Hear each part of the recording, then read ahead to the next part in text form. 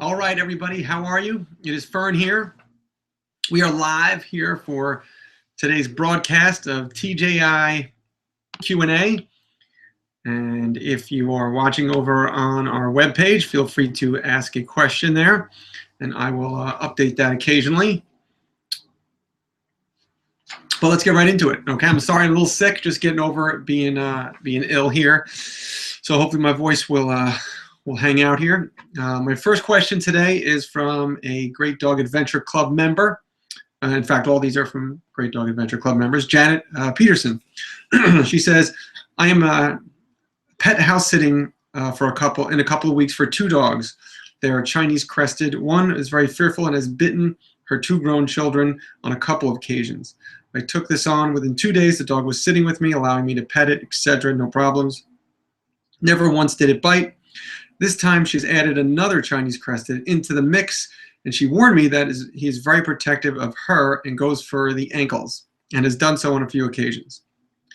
Not at all to her husband, but to the grown kids and a couple of other people.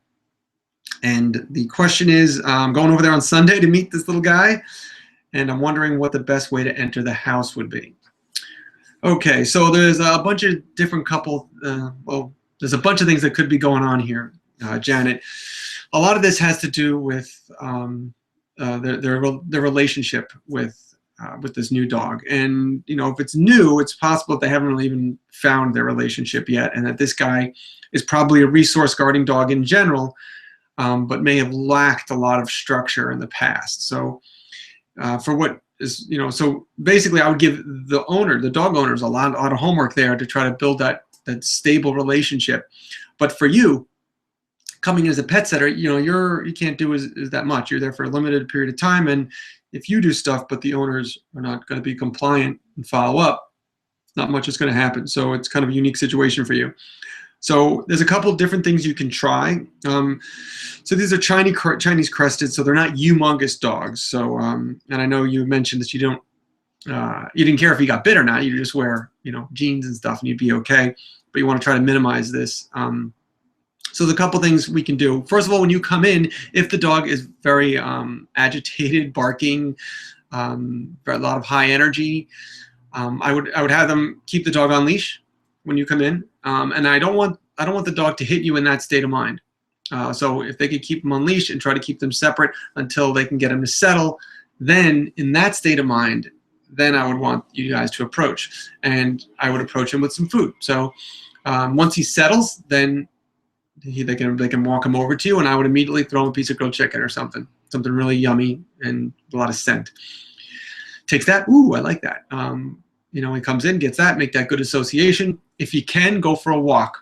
Immediately go for a walk and then come in the house together. And that walk could be 5, 10, 15 minutes, whatever it is, if you have that luxury, if the weather's not too bad. Walk is always best. So that's the best way to build a relationship and start off on the right foot. So the thing is, a lot of this behavior you probably won't see unless it's going to be directly in the owner's presence, because they are a big part of it. And a lot of times these dogs are being possessive of the people themselves. So if you just take the dog without them or come in the house without them, a lot of times these problems aren't there. This guy's kind of new, so we may not know that yet. But I would try to make a bonding experience like a walk, give yourself a positive association, and then they're going to have to do some structure to try to change that for that little guy. All right, I hope that answers the question. Next question of the day is from Heather. Hey, Heather, how are you? She says, my friend has 3 dogs in her home, and the question is in reference to resource guarding. None of these 3 dogs resource guard anything toward her or any other human. They will drop it on command and will allow anyone to move to their food bowl, gently take treats, etc., etc. However, when the youngest puppy she will resource guard high-value toys to the point where she snarls and snaps at the older 2 dogs. They typically do not engage back with her, but it's just they will just mosey off and, you know, do their own thing. Since the puppy does not display this behavior toward her or other humans, but only towards other dogs, should she be doing something to correct it, or is it just the typical behavior and the puppy is just trying to find his place in the pack? Okay, really, another good question. These are good questions. Well, Heather, definitely, you know, if the puppy was resource guarding towards people, I can give people specific exercises to change the dog's perception of that. And typically dogs who guard, they're afraid you're going to take it away, so I could just change their perception from actually wanting you to come near objects that they value. Dogs, unfortunately, won't do what I say and definitely won't throw food at them. So we can't do that technique there. So a lot of the dog-dog stuff, some of it there comes to a point where we're going to have to manage because we just can't get them to do what we want them to do. Now, typically dogs, in most cases, will kind of find their common ground, and they'll kind of come to a point where they'll figure out where they stand with one another. And, you know, if there's a resource present, you know, the higher ranking dogs will get that resource, and the other ones will just say, sure, hey, take it, it's yours. Now, the question is, this is a puppy, though. So the problem with it being a puppy is that, you know, it can be a little tricky because adult dogs put up with a lot of nonsense from puppies, and they don't really take it personally. Then as the puppy develops, if that behavior is still going on, then they may take kind of offense to it when the dog is adult. Usually, you know, between 1 and 2 years of age is when all of a sudden they're not a puppy anymore and you don't do that to me. So it's a tricky thing. I think you had mentioned, you know, in the full question that, you know, obviously she could just separate them and stuff. And that's kind of what I would recommend for high value bones and stuff. The toys, we just got to kind of supervise, and we're just going to try to make sure that everyone's following your rules. But you know, it's going to be a little tricky because I'm not sure you're going to see the real dynamic until the puppy is an adolescent, you know, a full-grown dog. Then we're going to see it happen, and then the adult dogs may not put up with it, and we don't want them to injure each other. So then it becomes about just managing it, which means they don't get to play with certain toys together. Or they don't get to play with certain bones, but it may not be that. If you see there's an obvious, these two older dogs could care less, she can have the bone, whatever, she can have the toy, then there's really no problem. That's the natural way of things, and the dogs are okay with it. We should be too. What we don't want is try to elevate obvious low-ranking pack members. That'll kind of go against the natural order of things and create more conflict. So we want to support the natural hierarchy, but no matter what, you're kind of obeying, you're the one setting the rules, and they need to, you know, kind of obey your rules. So I like to supervise everything. So I'd be heavy on supervision, or try to figure out if this is just going to kind of let them fall into place. A lot of it has to do with if the dogs have bite inhibition, so that when pushed, you know, they don't cause damage to each other. If they don't have great bite inhibition and they will cause damage, I'm much more careful, and I will manage it much more, you know, carefully. But if they have pretty good bite inhibition, all that is they get a little loud and nasty with each other, I may let them go a little bit.